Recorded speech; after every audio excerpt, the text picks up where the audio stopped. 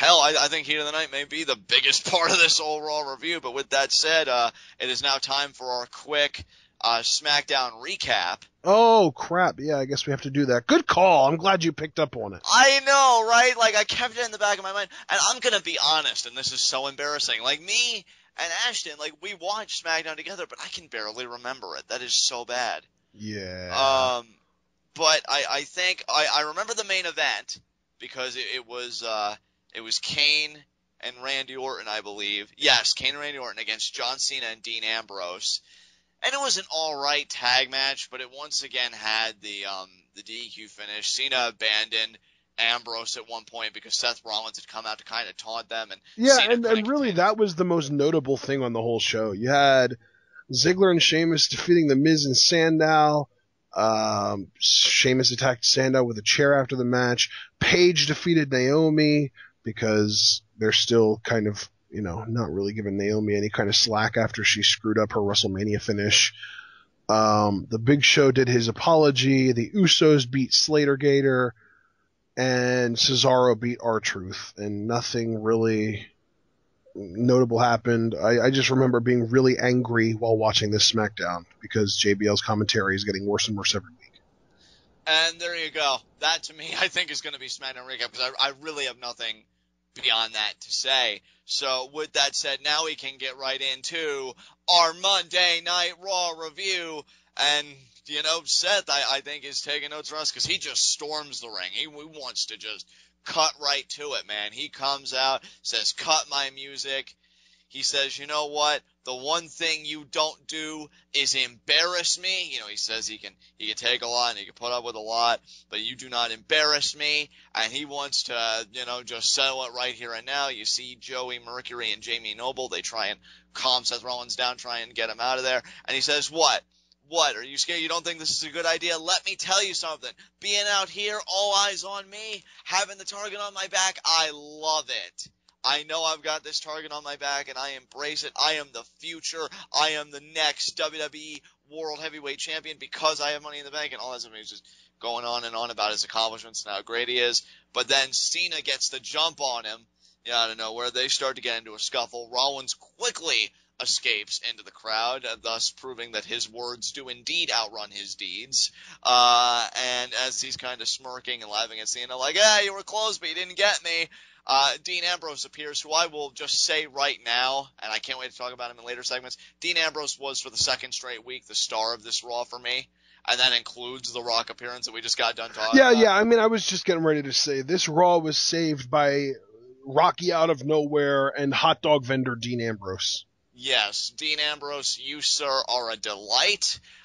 He starts attacking Rollins, sends him over the barricade. Ambrose launches himself onto both Rollins and Cena because Cena had come back down to, try and get him some. And it just totally, imploded into chaos. Rollins was able to escape the skirmish again up the ramp, and the Authority comes out. They pretty much tease, long story short, you want to get your hands on Seth Rollins. Crowd is like, yeah, we want to see him get their hands on him. Cena's taking his shirt off. He's all ready. And Triple H said, well, you're going to, because tonight it is going to be John Cena. Boo! And Dean Ambrose, yeah, against Seth Rollins.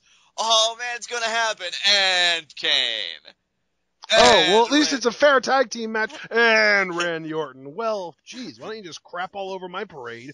Way to be a douche muffin, Hunter. Way to be a douche muffin. Triple H is the best Triple H. Indeed he is. And then they recede, and thus concludes opening segment. Do you have anything else you want to say, or should we just barrel right on through this? Barrel.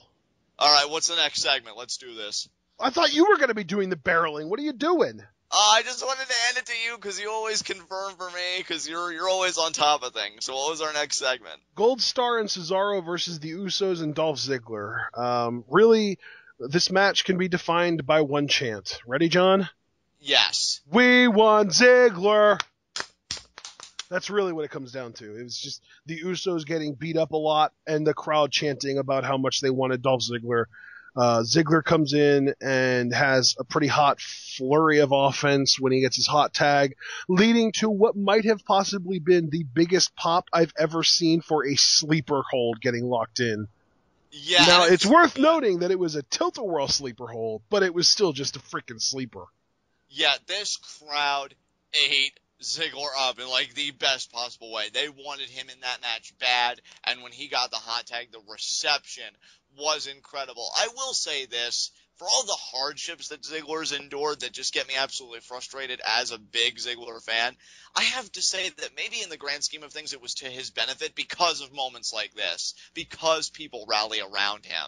And yeah, it was great. His offense was tremendous.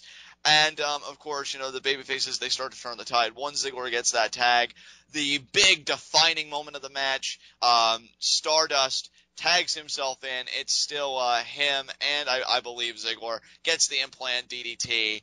Then one of the Usos gets a tag, I think, from behind. And then Stardust eats a triple super kick to the face. Okay? Yeah, and the worst part about it is that would have been enough to finish Stardust off. He was done at that point.